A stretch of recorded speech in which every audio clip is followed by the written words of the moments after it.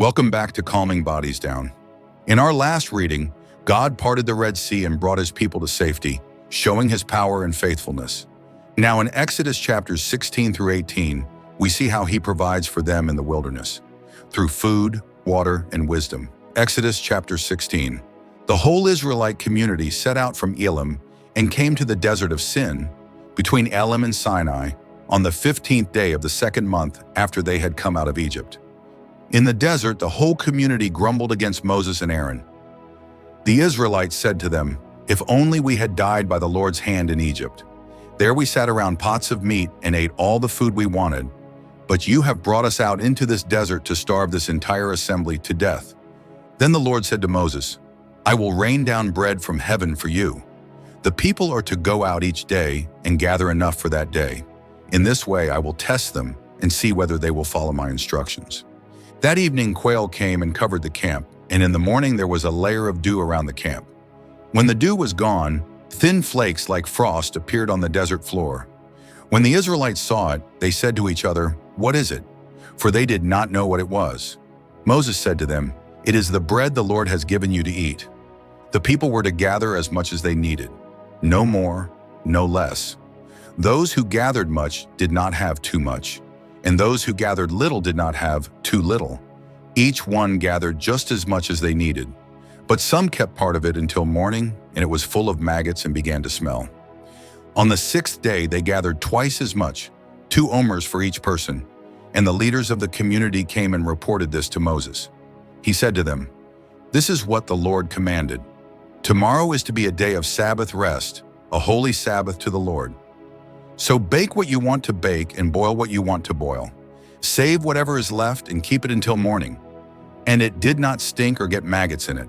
Moses said, "Eat it today, because today is a Sabbath to the Lord." Nevertheless, some of the people went out on the 7th day to gather it, but they found none. Then the Lord said to Moses, "How long will you refuse to keep my commands and my instructions?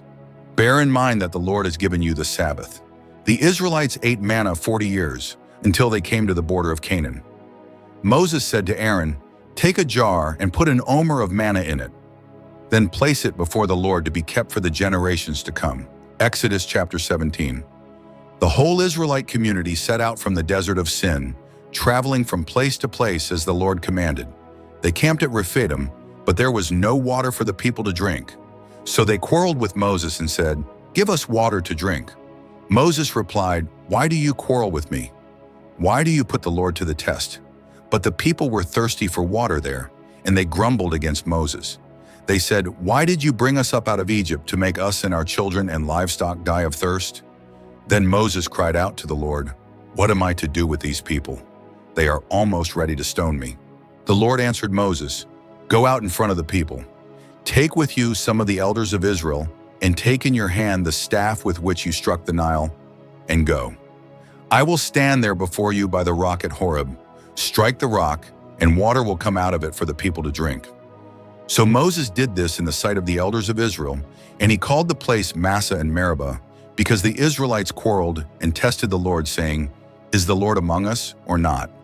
The Amalekites came and attacked the Israelites at Rephidim. Moses said to Joshua, "Choose some of our men and go out to fight the Amalekites. Tomorrow I will stand on top of the hill with the staff of God in my hands." As long as Moses held up his hands, the Israelites were winning, but whenever he lowered his hands, the Amalekites were winning.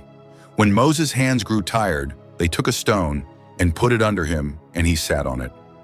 Aaron and Hur held his hands up, one on one side, one on the other, so that his hands remained steady till sunset.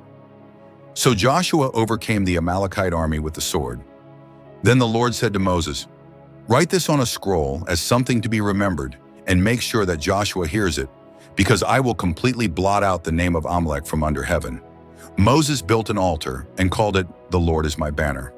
He said, "Because hands were lifted up against the throne of the Lord will be at war against the Amalekites from generation to generation." Exodus chapter 18. Now Jethro, the priest of Midian and father-in-law of Moses, heard of everything God had done for Moses and for his people Israel, and how the Lord had brought Israel out of Egypt. After Moses had sent away his wife Zipporah, his father-in-law Jethro received her and Moses 2 sons. Moses told his father-in-law about everything the Lord had done to Pharaoh and the Egyptians for Israel's sake, and about all the hardships they had met along the way and how the Lord had saved them. Jethro was delighted to hear about all the good things the Lord had done for Israel. He said, "Praise be to the Lord, who rescued you from the hand of the Egyptians and of Pharaoh, and who rescued the people from the hand of the Egyptians. Now I know that the Lord is greater than all other gods." Then Jethro brought a burnt offering and other sacrifices to God, and Aaron and all the elders of Israel came to eat a meal with Moses' father-in-law in the presence of God. The next day Moses took his seat to serve as judge for the people, and they stood around him from morning till evening. When his father-in-law saw all that Moses was doing for the people, he said, "What is this you are doing for the people? Why do you alone sit as judge, while all these people stand around you from morning till evening?" Moses answered him, "Because the people come to me to seek God's will. Whenever they have a dispute, it is brought to me, and I decide between the parties and inform them of God's decrees and instructions." Moses' father-in-law replied, "What you are doing is not good. You and these people who come to you will only wear yourselves out. The work is too heavy for you. You cannot handle it alone. Listen now to me, and I will give you some advice, and may God be with you. Select capable men from all the people, men who fear God, trustworthy men who hate dishonest gain, and appoint them as officials over thousands, hundreds, fifties, and tens. Have them serve as judges for the people at all times, but have them bring every difficult case to you. The simple cases they can decide themselves. That will make your load lighter, because they will share it with you." Moses listened to his father-in-law and did everything he said. He chose capable men from all Israel and made them leaders of the people, officials over thousands, hundreds, fifties, and tens. They served as judges for the people at all times. Then Moses sent his father-in-law on his way, and Jethro returned to his own country. We're making great progress exploring the Bible in chronological order. Be sure to check out our Genesis, Job, and Bible in chronological order playlists, plus our Bible Insight and Learning playlist for deeper reflections. We've just started our Exodus playlist.